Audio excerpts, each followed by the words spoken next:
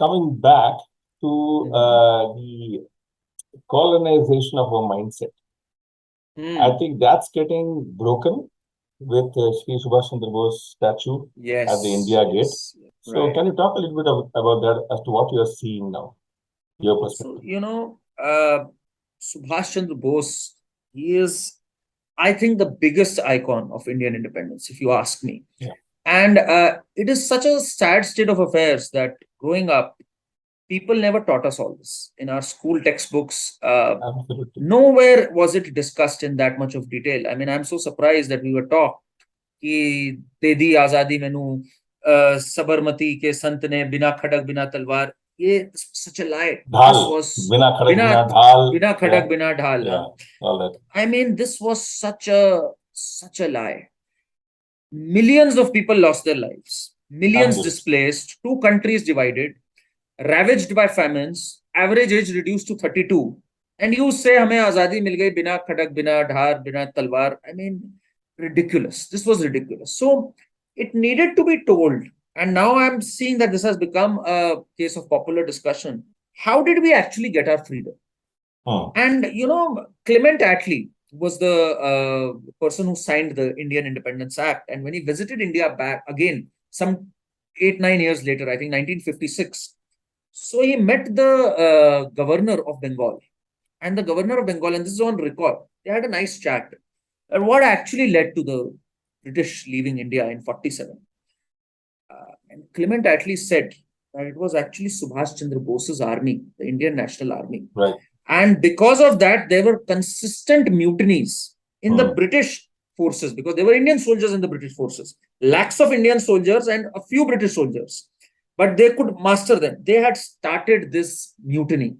And one by one, naval mutinies happened. Naval mutinies to begin with happened. And British knew then that now a fire has been ignited and we just can't control them.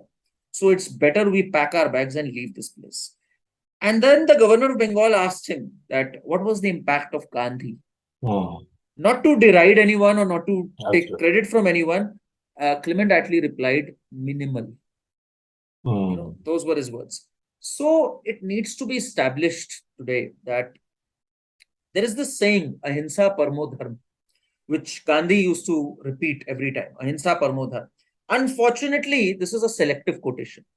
The entire quotation is Ahimsa Parmo Dharma, Dharma Hinsa Tadaiv Cha, which means कि अहिंसा बहुत अच्छा धर्म है, परमो धर्म, पर उससे भी ज्यादा जरूरी है अगर धर्म के लिए हिंसा करनी पड़े. So we were never a subdued and a non-violent and this sort of a community. Yes, we believe in peace. That is what our civilizational urge is. But in the end, we've had Mahabharats also. In Ramayana also we fought. We know how to pick up a weapon and fight for our freedom. Fight for injustice, against injustice. So that is what was missing. And I'm so glad that when we start appropriating Subhash Chandra Bose's legacy, when we start giving it the due place it truly deserves in our Indian history, we will learn more of it. They will realize that peace also comes through strength.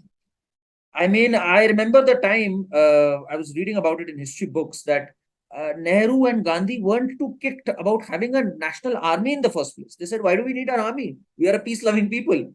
So this is what needs to be taught, that yes, we are peace-loving, but we know how to fight. We have one of the largest armed forces today, and we should be proud of that. So I think that is how you decolonize, to begin with your question. When we start accepting our heroes, you visit a foreign country, and I visit many countries, the way they honor their heroes, and they've done precious little compared to what Subhash Babu did, or compared to the kind of heroes we've had, the Sikh heroes we've had, who've given up their lives, their kids' lives. It's unbelievable, and we know so little about them. And we'll go and get clicked with some Henry or William, their statue, and we'll be like dazzled, okay, in this battle, he did something, which is so trivial compared to what our heroes have done, and yet we'll not cherish them. So I think that mindset is now changing, and a lot of it courtesy Mr. Modi, RSS. RSS has consistently done that job, day in, day out, even when they were a pariah, even when they were looked down upon during the Congress heydays, they just stood to it. And they've been doing this selflessly. So when I meet people from RSS, some very erudite people like Mr. Ratan Sharda and others, I salute them. I'm like, wow, you guys hung Definitely. in there when nobody was backing your vision, when everybody was ridiculing you at that time. It's easy to go to that vision now when it's become mainstream. But imagine having that vision and sticking with it when you are looked down and scorned day in, day out. So I think that is a huge achievement. Yep, absolutely. And I think this is a new India which really wants to understand history as it was, True. without too much of dilution and all that, right? So if it's wrong, if it's wrong. If it's right, if it's right. But just tell me what happened really. And people like Anuj Dhar have done a wonderful job in bringing these truths to the mass, I would think. True. Okay, they have done quite a lot of work, right? They But have. it's good. Karthavya Path was another very good one. I Yes, think yes, that was a yes. very And timely one, very good one. I think now our younger generation will try to understand and seek out the truth, because history books might not still say. I'm not sure why we can't change our curriculum. Why would it take no, so this much of is, time? But this is a complaint I've had with this government hmm, that they could have probably expedited this process and yeah, made it more mainstream. How you can make that mainstream when you incorporate that in our curriculum? You ask any kid even today, he'll be able to name the Mughals, Babur, Humayun, Akbar, Shah Jahan, Aurangzeb. He'll get the order right. You ask them to say the same about Prithviraj Chauhan and his family, his yeah, lineage, or Maharana Pratap and his lineage, he'll fumble. Not only fumble, he'll fail miserably. yeah. So that's something that needs to be looked at and worked upon. I mean, it's high time the government did that. They've been in power for 8 years. And I think this will be welcomed with open arms. It is an idea whose time has now come. People are actually all ears to our history that has been somewhere forgotten in the obscure lanes of power and muddle and manipulations or whatever it is. So yeah, this is something I wish happens sooner than later.